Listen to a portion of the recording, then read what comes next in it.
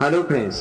कल्पना कीजिए अगर किसी इंसान को सिर्फ उसकी जाति के कारण मंदिर में जाने से रोका जाए, कुएं से पानी भरने न दिया जाए, स्कूल में अलग बैठाया जाए या उसे चुना तक पाप माना जाए, क्या यह इंसानियत है?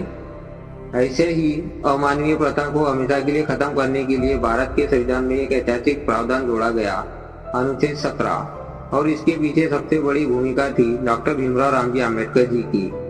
अनुच्छेद 17 बहुत छोटा है, लेकिन इसका प्रभाव बहुत बड़ा है। इसमें कहा गया है कि अस्पृश्यता का अंत किया जाता है और किसी भी रूप से उसका पालन करना कानूनन अपराध होगा।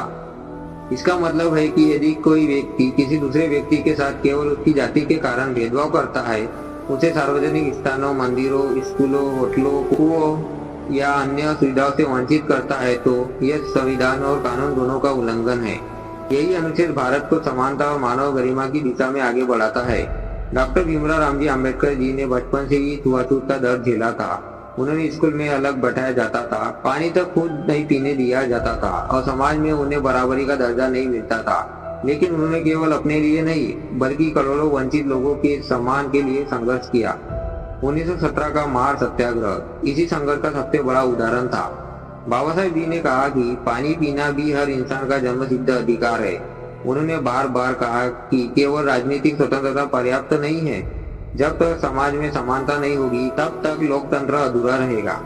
उनका प्रसिद्ध विचार था, जाति प्रथा और अस्पृश्यता लोकतंत्र की सबसे बड़ी दुश्मन है। और उन्होंने ये भी कहा, जहाँ समानता नहीं होती वहाँ स्वतंत्रता का कोई अर्थ नहीं रह जाता। 26 जनवरी 1950 को संविधान लागू होने के साथ ही अस्पृश्यता को असंवैधानिक घोषित कर दिया गया।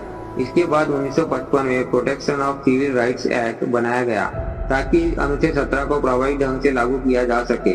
बाद में 1889 में अनुसूचित जाति और अनुसूचित जनजाति अधिनियम में बनाया गया, जिससे जाति आधारित अत्याचारों के खिलाफ सख्त कानून कार्रवाई संभव हुई।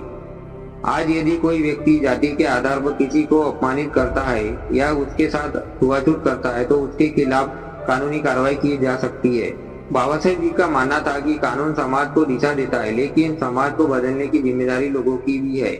उन्होंने कहा था, मनुष्य महान जन्म से नहीं बल्कि अपने कर्मों से बनता है। उनका सपना था कि भारत ऐसा देश बने जहां किसी की पहचान उसकी जाति से नहीं बल्कि उसकी योग्यता और इंसानियत से हो। इसी सोच का परिणाम है अनुच्छेद 17। इसने करोड़ों लोगों को सम्मान और समान अधिकार दिलाने की संवैधानिक गारंटी दी।